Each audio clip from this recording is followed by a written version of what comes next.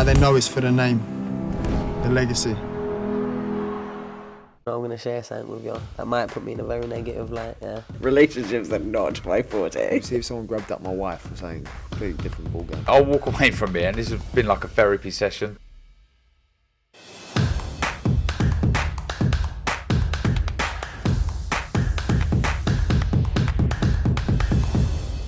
Well, this week I'm absolutely delighted to be joined by my long-term friend, known you for quite some time, Amir Khan.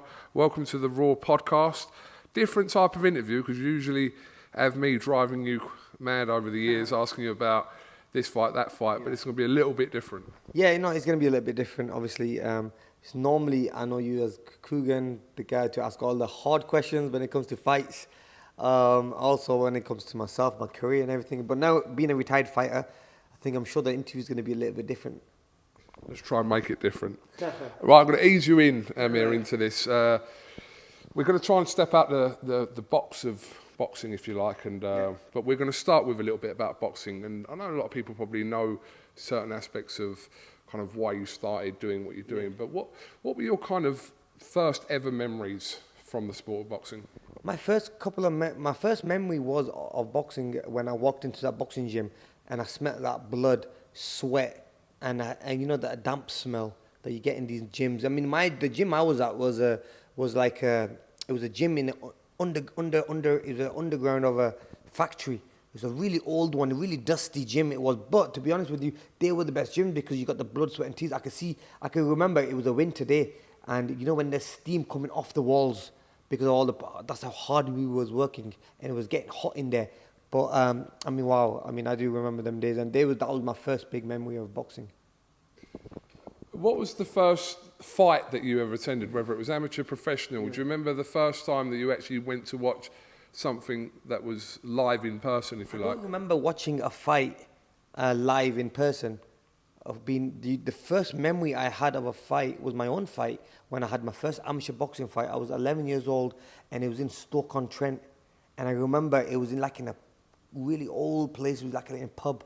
And I remember the changing rooms were upstairs, and it was really old and cold upstairs. We came downstairs, and there was clouds of smoke in the venue, and I was literally walking to the ring. And you know, with smoke, it goes up in the air, and it stays in the skies, around the ceiling time. And we was there boxing through the smoke, and I won my first fight. And I remember I was a little bit of a chubby kid, but they were good memories. Who was the first fighter that you remember seeing, and what was it about them that you remember? Always when people even ask me, I'm not a boxer, but the kind of person that got me into boxing, I always say it on this, was Prince Nassim Hamid originally. But for you, who was the first person that kind of drew you into the sport that you remember? You know what? No disrespect, I think it was Prince Nassim as well, because the thing is, look, he was so flamboyant.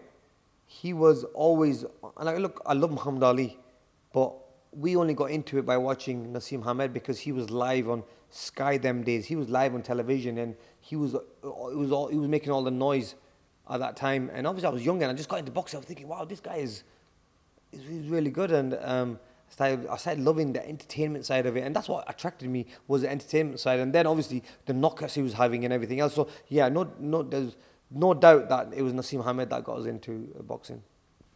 Right, it's a bit of a fantasy question. Yeah. This is a question that we ask all the guests on this podcast every week. So there's no rules to this. I kind of make the rules up on this question every week. Right. So imagine you in a fight club situation where it's a tag team. So it's Amir Khan and 4 other people against 5 other opponents. So you're in the ring, so it's boxing rules. Who do you pick to go alongside Amir Khan in the boxing ring? Boxing rules. You don't. Yeah. So it would be someone like Mike Tyson because he's so relentless, pressure, power.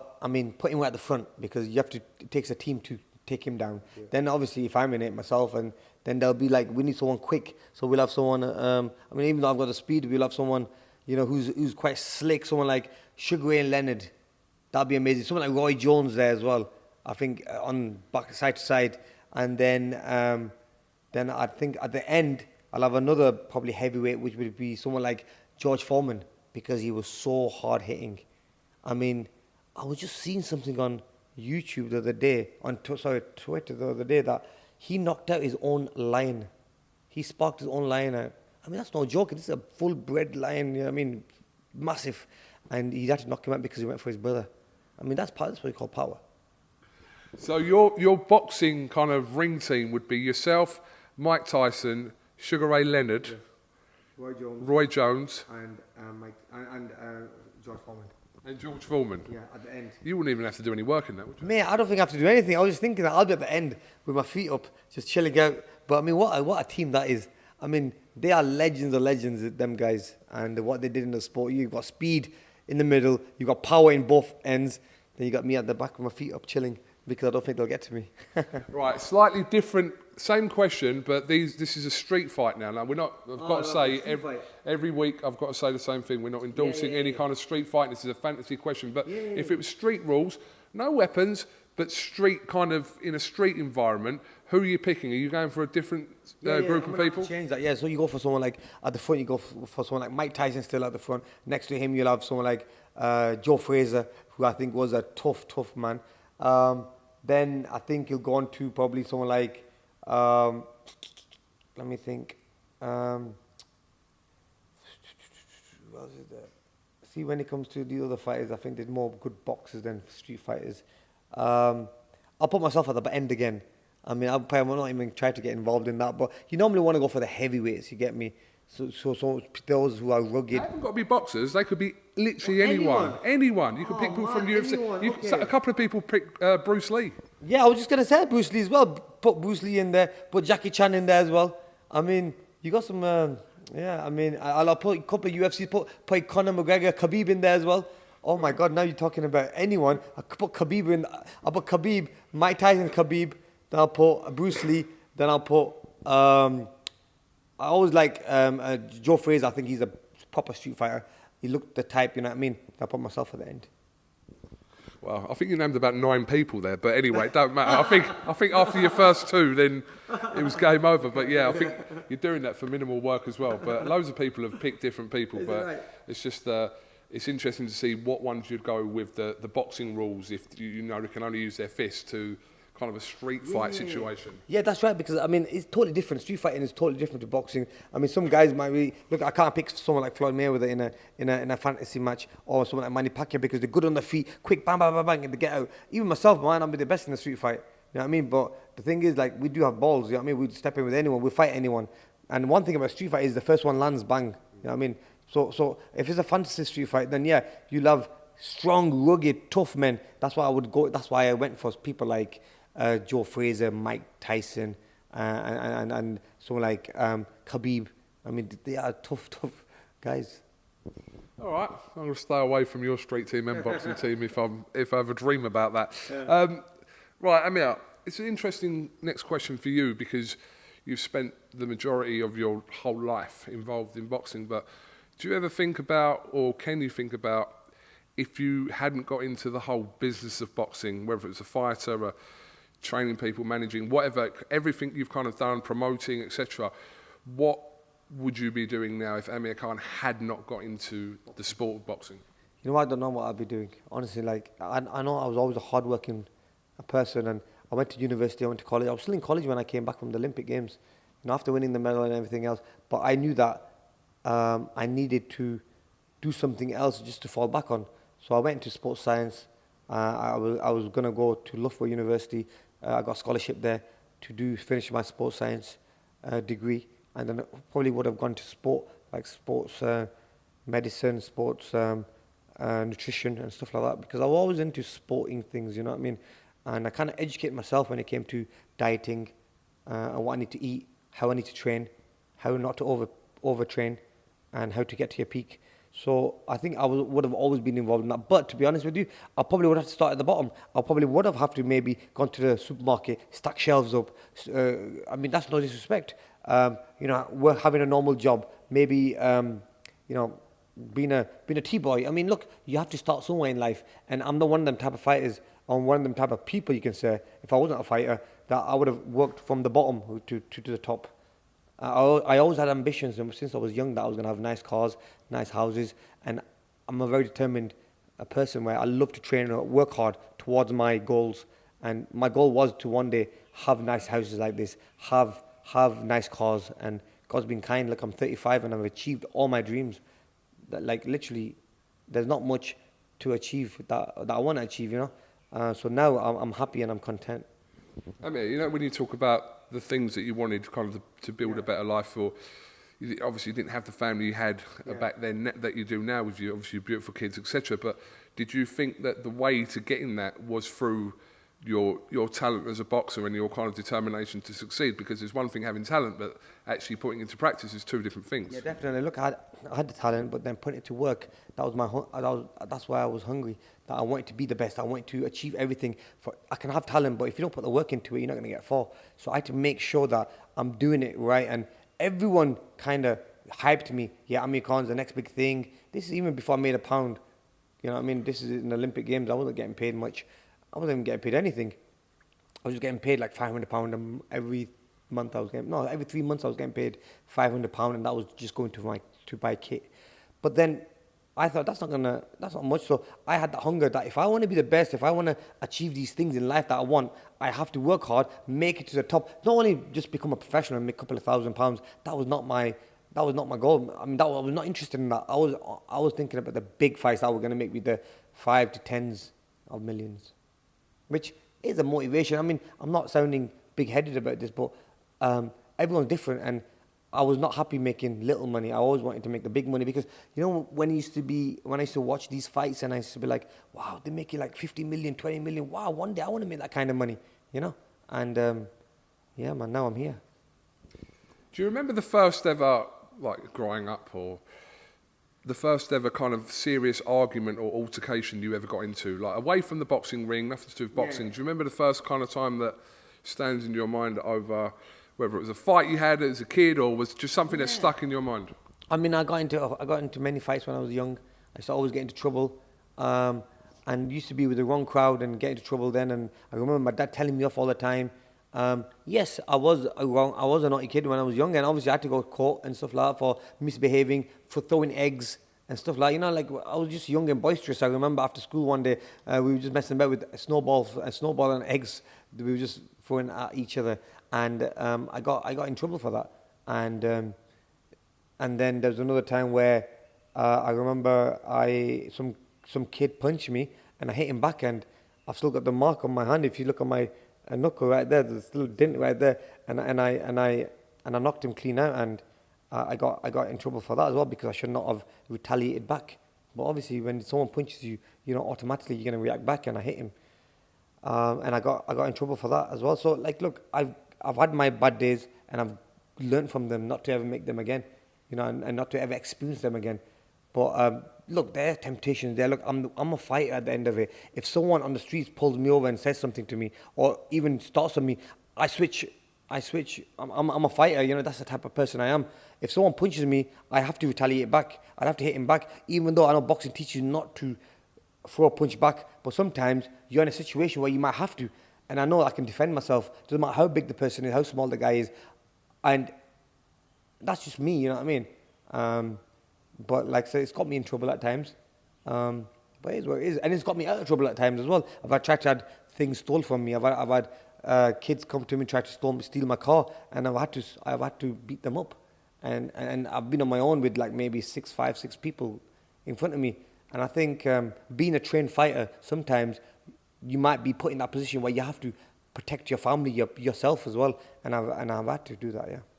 I mean, just listening as a follow-up question from you, talking about those situations when you were younger, where you, like I said, wrong crowd, and kind of got yourself in these situations. Did you ever grow up kind of before you kind of developed a skill for being a fighter? Did you ever feel like you were ever growing up, any levels of intimidation, or was you bullied at any point in your life growing up? No, 100%, bro. I was bullied when I was young. I remember in school I was getting bullied, man, by the couple of years above. They knew I was a boxer. They always wanted to have a go at me. This is how you think you're a boxer. I was coming in the newspapers them days, and a young champion, and these kids would always like keep having the newspapers in classroom and throwing it at me and saying, look, I bet we can have you a fight. I bet we can beat you up. And I was young. I remember being bullied by people. I remember not if it wasn't one-on-one, it was like more like I had like 6, 7, 8, 9 kids chasing me around school, tried to bully me. But then as I got older, I mean, I started to stand my ground a little bit. You know, one thing about bullying is that if you let them bully you, they'll always keep bullying you. But if you stand your ground, even if you get beaten up, they respect that, and then the bullies leave you alone because they know you're a stand-up guy. And yeah, 100%, being bullied is part of life. I think everyone goes through that in life, and I'm openly talking about it because it happened to me. But obviously, I had to fix that situation by standing up for myself, and I did. Do you remember a time where you felt that you were fighting a losing battle? Like there's something that was happening in your life that no matter what you were doing, it was still... 100%. Yeah. I mean, look, when I had that problem with my missus, I was fighting, but I knew I was losing because deep down, she had done nothing wrong, and I was just digging myself a deeper hole. And that's what kind of made me realize that, look, I need to stop, because if I keep on saying this and doing that, I'm losing more friends, I'm losing respect for myself, and people are going to start hating me because out in the open, the truth is there, but I'm going against the truth. I'm going against everybody, and I'm just I'm just saying X, Y, and Z, and digging myself a deeper hole. So that was the time when I realized that, look, I have to be very smart now. I cannot talk. And like I said, one of the best things I ever did then was going to I'm a Celebrity, the jungle, where I was left alone. I was focused on what I needed to do and where I wanted to be in life. I might have burnt a lot of bridges. I might have lost a lot of friends. But you know what? It was a wake-up call for me. I think I needed it at that time because, you know, when you're in a position where you're loved by so many people and you feel invisible, you think that what I say will go, and you got so much power by having a massive social media tool. You end up using that the wrong way sometimes, and that's what I did that time. I mean, when did you realise, I mean, again, following on from what you were saying there, that it's not you and your wife's relationship with your kids was never a normal situation because you were so much under, including your wife, was always under the spotlight, that you couldn't really lead a private life and you couldn't really kind of do the things that was perceived to be normal because everyone was always willing to kind of, oh, look, Amir Khan's whatever in the papers again, etc. Yeah, I mean, look, I had to go through all that at the time, man, because I was getting caught messing about with other women. I was getting stories sold on me. I was a bit young at the time, and I was proper boisterous. I was getting myself into trouble blatantly, and I was trusting people who would, in a way, fuck me over. And look, I mean, it takes a strong woman to stay with a man like that. I mean, look, I didn't do wrong. I'm not gonna lie. I was just young and boisterous and silly, but at the same time, I just didn't want to miss out on my youth because I knew that these days were gonna come back again.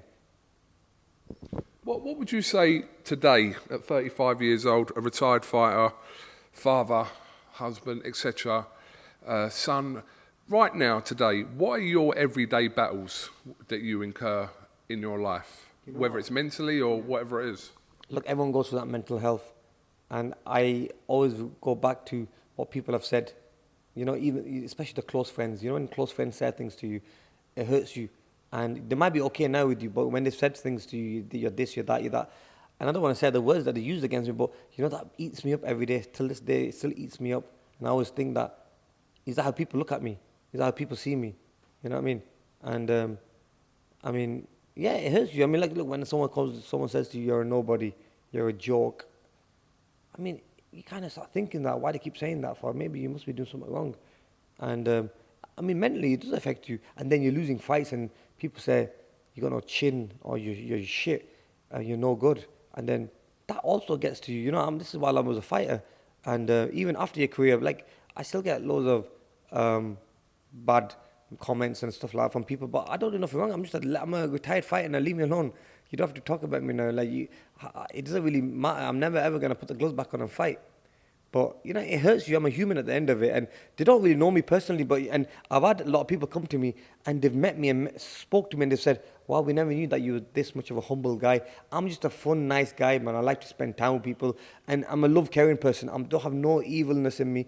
And it's just, that's the type of person I am. And I think that's why God's always helped me. God's always been on my side. But at times, it does upset you when these things happen, yeah. What do you think has contributed to that perception about you? Because, like I said, you're in the bubble of your own world. So when you say you read things, etc., to do with, like, not just the boxing, but your personal life as well, when people are giving this kind of false perception about you? Where do you think it comes from?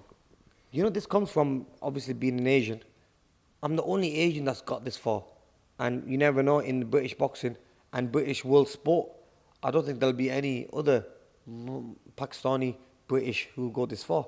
And, you know, I had all that pressure. And then, obviously, being public with my marriage, being public with my kids, having a TV show, being on I'm a Celebrity TV. I was on that show. I'm a celebrity. So I'm reaching to a market which is not only boxing fans, but outside. I mean, I'm just a normal, like, they see you as now I think your status is kind of changed because they just don't see you as a boxer now, they see you as a celebrity, which I didn't really want, but I just enjoy doing the TV work. I want people to see the real side of me. I want people to see me on TV shows talking about real things, normal things, because it's just me. And around boxing times, they see me, I had a different personality, 100%. Had my opponent in front of me, I had to put that aggression and that aggressive face on. I had to be disrespectful. But really, away from all that, I'm a normal family man, literally. Like, I do normal things. God's been kind that I've got the finances to buy nice things, which anyone would do in the world. If they had money, they would go and buy nice things.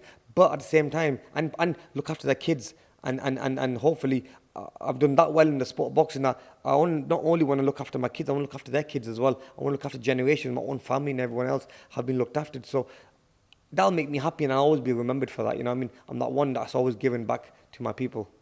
I mean, listen, I've known you for a long time, I think over like 10, 11 years, and I think, you know, I've seen snippets of obviously both sides of your kind of your career and also from a personal side as well. But I always tell people that when you was on The Jungle, I said, that was the closest you'll see to a real side of Amir Khan, because we saw that kind of a little bit naive, a little bit vulnerable, a little bit silly. It was all that kind of different elements of your personality which people were seeing and thinking, what, is this what Khan's like? Because they're expecting some sort of different mentality. Yeah, 100%. And I think when they see the real side of me, I'm the most loving person ever. You know, everyone I've met, they've loved me. I mean, they like me, and they can't believe, because people are shocked. And it's not funny that it's quite funny that everyone always says, we can't believe it was going to be like this. You're like this. I'm like, what do people expect me to be? I mean, honestly, I'm just simple and happy. I'm that type of guy. You know, even though boxing's done so much for me, but I appreciate what God's done for me. God's done so much for me, and God's put me on this platform, so I have to maximize it. But no, I will take time out to sit with the less fortunate people, the poor people. I've sat with them and ate with them. I do so much charity work that keeps me humble. I travel the world. I enjoy it at the same time. I enjoy myself, but at the same time, when I enjoy myself, I have to balance it with me doing charity work. I've sent a team to Pakistan. I've just been on a massive TV show which will be out next year. So I've been doing a lot of things, man. And, you know, I feel blessed, honestly, more than anything. And that's why everything now in life is a bonus for me. When people talk about what causes in life that they believe that are worth fighting for, a lot of people talk about, like you mentioned mental health there, but a lot of people talk about depression, a lot of people talk about, I don't know, climate change. A lot of people believe in something in their life. What is it for you? What is it for you that you believe's worth fighting for, that you feel passionate about?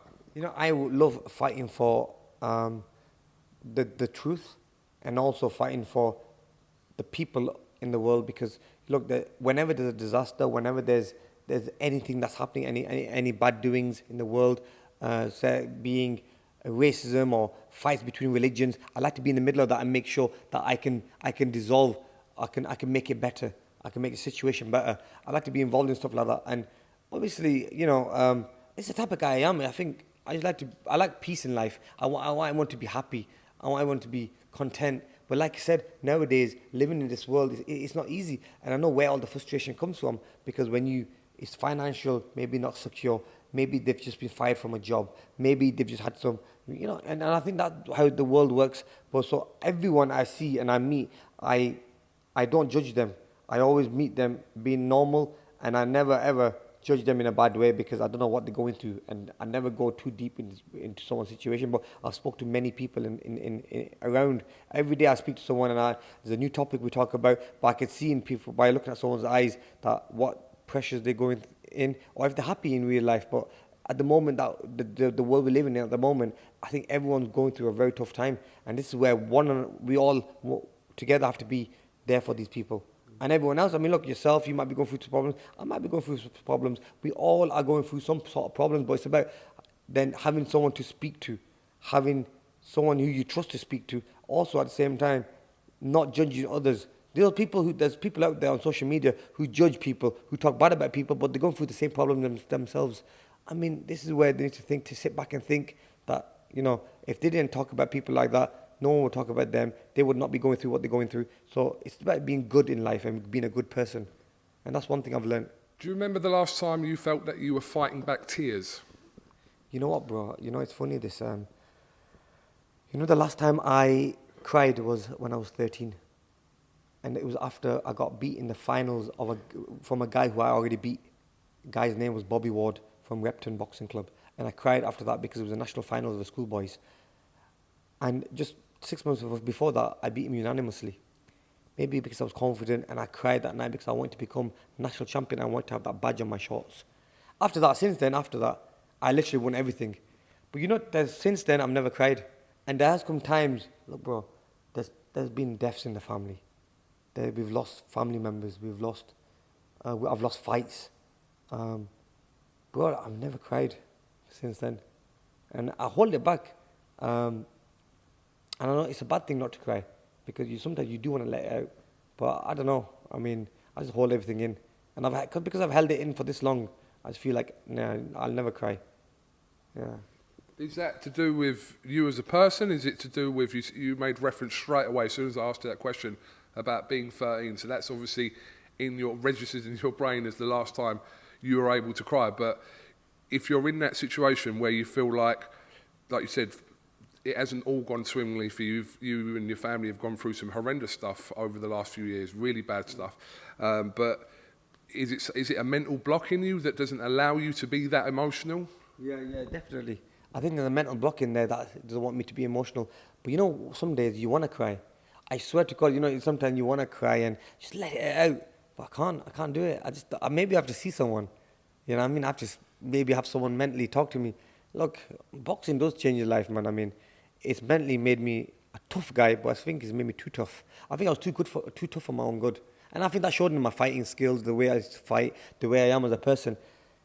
But I think I need to show that soft side as well, bitch. I kind of hold back, and I don't want to show people, because people everywhere know me as a fighter, as a tough guy, as a strong guy. I mean, when you saw me and I'm a celebrity, you probably saw, you see me screaming and stuff, because I was never ever put in that situation. But look, there has to be a day when I do want one day have a little tear, have a cry. But like I said, I've never ever, no one's ever pulled it. So how was you emotionally when your first child was born then? Mentally and emotionally, how was you? Do you remember? Yeah, I mean, I didn't cry when my child was born, and I thought I would, but I didn't. So I understand when you say you didn't. Yeah, it's normal. It's like I knew that the wife was going to give birth. She gave birth to Lamaisa. I remember holding her. And just seeing that, you know, it was just registering that this is my baby, this is for me, this is mine. You know what I mean? So it was just registering, and that's it, really. I didn't cry. I was happy, don't get me wrong, very happy. But, yeah, I wasn't crying. I never cry. I mean, that, I think, is... Yeah, I don't know why people cry because of that. You know, I can't. Well, everyone's built differently, aren't they? Like, I thought I would, and I didn't, so I don't know. You're a bit like me, bro. What? You're a bit like me. I don't think I cried this morning when I couldn't get a parking space outside your gaff. From everything you've achieved in your life, which you've achieved a lot, and I don't necessarily mean really to do with boxing, but I just mean your proudest achievements, do you think that everything has come with a fight? Is there anything that's I'm assuming you're going to tell me that nothing's been kind of given to you. You've had to fight for everything. Fight for everything. Yeah. Literally, I had to fight for everything. Nothing come easy to me, honestly. Like, even the things that you think, look, moving here to Dubai, buying a house here, I mean, when you where I had to get the funding from that, or how I had to afford this, is by fighting. Was through my boxing, but even other things, you know, when I have ups and downs with my family, had a really massive big fight with my family. I had to fight through that. I'm building a wedding hall, had a massive fight for that to finish. Everything has been hard in my life. Nothing's ever gone smooth, and I don't know why that is, because maybe I trust too many people too easily, and then I end up getting hurt by it. You know, if I see them do one little thing wrong. But look. I have to say that God's always watching over me, and I think everything that I've had problems with doing, it's always worked out well for me. Where does your fighting spirit come from? Where do you think that in yourself, A lot of people talk about it's kind of inbred from them, from family roots, etc. But for you, where does your fighting spirit come from? I think it comes from my parents, definitely, the fighting root. But at the same time, it comes from me. Look, I belong from a caste which were warriors. The Rajput were the warriors, the fighters. I think it comes from that. I think if you go back in history, you do realize that. And I think that's where it comes from. Look, when you put me down, I just keep coming back. I mean, I never like giving up. You know what I mean? I've had fights which I should never have taken in my life, but I've just come back and said, nah, it's wartime. I'm never going to give up. I'm going to war. And that's the way it's been. But I mean, from a mental side, if you like, where you're obviously your fighter as that's your craft, but from your fighting spirit, as in what kind of even pulls you through every day in that way, where does that come from? I think that strength comes from my parents probably, because my dad's always been a hard-working person. My mum has been a hard-working person. I think it comes from seeing how hard your family had to work, and also then seeing when you go to these poor places. Like I've been to Pakistan, and there's a lot of poor people there. Literally, they don't eat nothing. It's like they're literally fasting every day, and they're still pulling these big bags, holding these big bags of the way, like you can see the way of fortune, and they're holding them and dropping them off and delivery. Like it's a very hard labor they're doing, and that's what makes me strong. When I see them, I think if they can do it with no food in their stomach, with an empty stomach, they can do it with knowing that they're not even going to have food at the end of the day. They know that there's nothing big they're going to get from this. They're only going to get a couple of pennies just to keep giving, maybe put a little bit of ration on, put a little bit of food on the family's table. And they're still motivated, and they're still strong, and they're still pushing themselves. When I've got everything in life, why can't I push myself? And literally, that's what motivates me when I see people like that. Do you ever feel like you're having to fight demons in your head? Yeah, I mean, we all do. Look, someone who says they don't, they all do. Look, I've been knocked out, I've been put down, I've been hurt. I'm the only Asian that's become a world champion. I'm Muslim Pakistani. I get hate from my own people, and I still get hate from literally everyone. But, I mean, I get a lot of love as well. I mean, you could say probably 40% is probably hate, but 60% is love. But I think that gives me, emotionally it hurts me. Don't get me wrong, it hurts me. I'm a human at the end of it, it hurts me. But I just have to live with it. I just live with it, and there's demons in there where I mean, the demons really, I mean, it's a tough one because, I said I'm going to change this. I got beat. I have to come back and train harder for it. When I was a fighter, this was. Even now, when I do something wrong, working with this person again, I'll never touch them again with the barge pole. But then, I'm just that soft that I end up letting them off. I've had friends who have hurt me so bad and upset me and done me wrong, and I've still made up with them. And they're the demons I have in mind. That why am I always letting these people off? But maybe God sees that, and that's one of the reasons I've come here. That's one. Come, sit down. Maybe that's one of the reasons. That's one of the reasons God's always helped me, and maybe being on my side. You know what I mean? But it's been tough. It's not been easy, man. The demons. Everyone has demons. It's how you control them and how you work with them. You, as a person, you fight for your family, your community, your country, etc. Who fights for you? Who's got your corner? Who backs you? Open is good because it's boiling. Yeah, at least the AC's coming. Open. No, don't open it because of noise. Who's got my corner? Yeah. You know who's got my corner? To be honest with you, my corner. I think my close friends have my corner. My wife, and my friends that called Kaz. Kaz like me. Make sure you send me. Yeah. So to be honest with you, I mean, look, you can only count on one hand who you have, who you can hold, who you can trust with everything. It's very hard, man, especially when you've done so well in life and you've it's hard to trust people. And I could probably count on one hand and just about that as well, that these people are who I can trust with everything. What's taught you that? The industry that you've associated yourself with, or things outside of boxing that's kind of taught you that? I think both outside of boxing and in the industry as well, because in boxing I've learned to see that, when you're winning fights and you lose a fight, everyone disappears when you lose that fight. And then they come back again when you win again. And in real life, it's like when, if you're going through some problems mentally, say with your family, for example, say with work, say that, then you realize that who is really with you and who is not with you. So yeah, I mean, I've seen it all, mate. Honestly, from the top to the bottom, I've seen literally everything. Have you had people consistent in your life, though, that you've looked through kind of bad and good situations that have fought your corner and have been those people kind of that are standing behind you regardless of whatever situation in life you've been through? Yeah, definitely. My dad's always been there.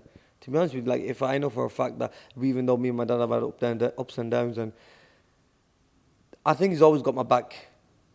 I used to think my uncle was like that as well, but obviously then kind of turned his back. And that hurts me. I think my brother's always there for me. Honestly, like, yeah. I think my brother's always got my back as well, my mum as well. So my internal family, because they will see me as their brother, their son, and they've got love for me, it's real love, you know what I mean, they got for me. Whereas some family members... Yeah, get cold water, I'll get cold one, yeah. Some of the family members really, you can't really trust everyone, but look, I think my family is really the close ones to me who I can really share everything with. Look, I'm not gonna lie, but like Fargal as well. Fargal is the backbone of everything because she has helped me with everything in my life, finances, and I have to give her that credit, man, because what Fargal's done is that what not many women would do. She knew that I was going through a mental problem, messing about. I got caught cheating. I got caught misbehaving. I wanted to quit boxing. I didn't have the love for it. I was out partying like crazy. Fargal kind of kept calm and put me back where I needed to be and helped me set my training camp up. I remember I didn't want to fight again. She's gone and set up a whole training camp for me because I want to bring that love back in the sport for you. And she did everything for me, whereas I thought, wow, you know, and she's always been there for me. Like, and I have to say, like, look, and the good thing about it is that, look, she gets a lot of hate as well from a lot of people because people always say that she's living off you, she's living off your money. But to be honest with you, she makes her own money and she only spends her own money, and that's why they respect her as well. Like, look, she's her own champion in her own way. So respect where it's due. I mean, look, me and the wife have ups and downs every day. Don't get me wrong, but I have to say, she is like a backbone of everything. She's got everything controlled and everything set. Amir, what's the one thing that you've learnt in your life that you will be adamant that you will instill into your own children? I'm not talking about boxing, I'm talking about life in general. Life in general? That I am a strong person. I've been through thick and thin, and I've always held my own, and I've always made the right choices, and always I've always believed in God. You know, God's always helped me. Things have gone so wrong for me in life that God's always put me on the right path again. So I always believe in myself, and I know that there's someone up there looking down on me because I'm a good-hearted, clean person, and I help a lot of the less fortunate people. I help a lot of people out there, and I think that also helps, makes a difference. And you know, if you do good things in life, good karma, good things come to you as well. So I think everything that happens to me now on, I'm very spiritual as well. Whatever happens to me in life now is because of what I've done in the past or what I'm doing in life. Finally, Amir, think about this question. It's a very simple question, but think about it. What drives that fight within Amir Khan? What drives that fight every day throughout your whole life, tomorrow, next week? What drives that fight inside yourself? You know what? It's a good question. And what drives that fight in me is, see, I never want to be poor. I never want to have problems financially. And that's been my drive after I won the world title. Before it was the world titles. And it was being a name in the UK, showing people how good of a fighter you are. After that was done, it was about then financially securing me for the rest of my life. I've seen too many fighters and I've sat with too many fighters where they've told me the same story, where they've gone broke and they've been ripped off. Mike Tyson and Roy Jones and these other fighters, I've sat with them and they've told me this story, sat with me, next to me like this. I never ever want to be in that position, ever. And I think, look, we are prize fighters, and I work so hard that now it's time to relax and enjoy my life. Don't take no pressure, don't take no headaches. I made it clean. I paid my taxes, I've made my money. Time to relax now. I can enjoy my life. forget what people think. People might think you're showing off, but no, they don't know the blood, sweat and tears I had to go through. They don't know the pain I went through. They don't know the problems in general life I went through by getting to this position, because there's a lot of distractions. People are saying you're a world champion before you're a world champion. People treat you like a celebrity. People think you are a celebrity. But I never let all that distraction get to me. I always stayed focused. And yeah, I mean, look, now I'm in this position where I can retire. And that's why I don't love the sport no more, because I've got what I wanted from it and I've left now. You know what I mean? Boxing's been good to me, but I can't be a fighter no more. I don't have it in me. And I'm glad that these last couple of fights were the ones that made me the most money I've made in my boxing career, and I can relax.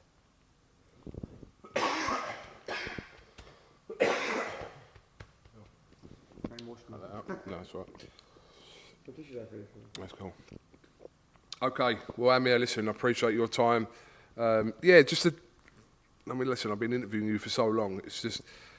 It's interesting for me, even though it's been that long of a time of interviewing you, that I hear different answers and a different vibe from the interview, where you're being a little bit more honest about things outside of boxing. Yeah. So that was the whole point of it. But I appreciate you doing it. No, definitely. And you know, sometimes now I'm a retired fighter, people should look at me as the person I am. I do all these TV shows and things that I'll be seen out and about. But the thing is, people need to see me